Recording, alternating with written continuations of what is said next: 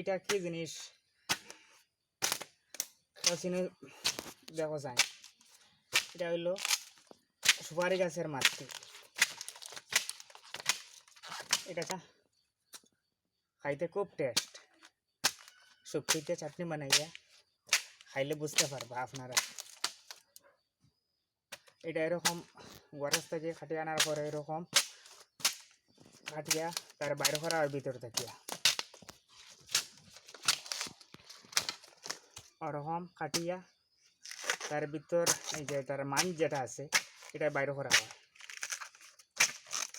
আমি এখন মাইন্ডটা বাইর করতে আছি।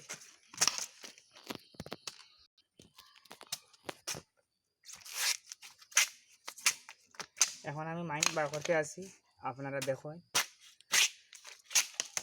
মাইন্ড বার করার পরে তারপরে একটু ফ্রেশ করে তারে বালাটা পরিষ্কার করে তারপরে এটা চাটনি বানানো হইব। তারপরে পরের ভিডিওত আমি দেখাইনি।